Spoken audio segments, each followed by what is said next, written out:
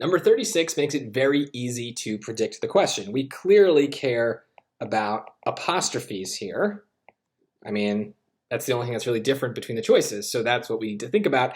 And we need to remember that apostrophes mean possession or ownership or belonging, right? So something belongs to something else, something is owned by something else, possessed by something else.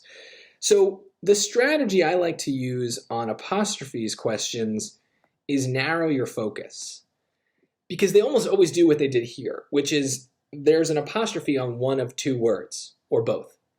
And so rather than look at the whole choice, let's just take it one word at a time and determine whether we need an apostrophe on that word and then use that to eliminate things. Sometimes that it makes certain decisions easier. You won't need to care about something that you thought you needed to care about. So we'll go in order, and we'll first look at the word workers.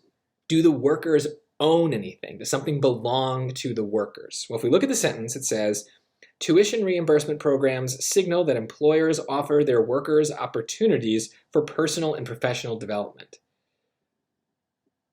Well, it's a little confusing. I could see why someone would think the opportunities belong to the workers, but let's think about the core of the sentence here.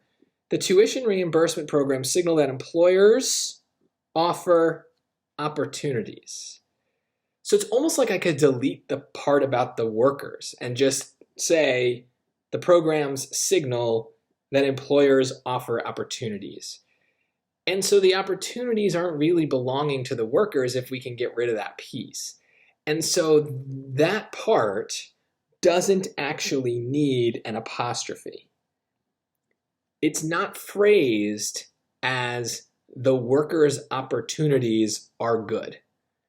The workers are being offered opportunities. There's a separation between these two things. And the same thing is going to happen when we look at the opportunities portion itself. There are opportunities for personal and professional development. The opportunities don't own anything. They're just kind of standing there all alone, grammatically speaking. So that leaves us with C. We don't need this apostrophe in B, and we don't need any apostrophes at all. This is a good example of like the only reason you'd even think to put an apostrophe in a sentence like this is that they gave you the option. If you were writing this sentence on your own for an essay in school, I think your instincts would just write the words and the idea of an apostrophe wouldn't even occur to you. And that is a good thing. That means you have good instincts. But the SAT is very good at making you doubt your instincts, and this is a case where every other choice has one, so it feels like you probably should put one. I would say trust him here. Nothing is owning anything else. Nothing is belonging to anything else. It's just kind of flowing through the sentence. And that's a good sign that we don't need any punctuation to kind of interrupt that or modify it in any way.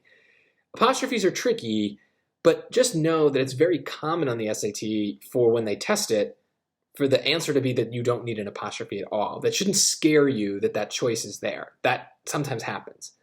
Sometimes you do need them, but don't favor one over the other just because it's what the question is testing. Just try to analyze it for what it is and determine whether or not you need it on each word, and that will determine whether you need them at all. That's fine. Narrow your focus as best you can.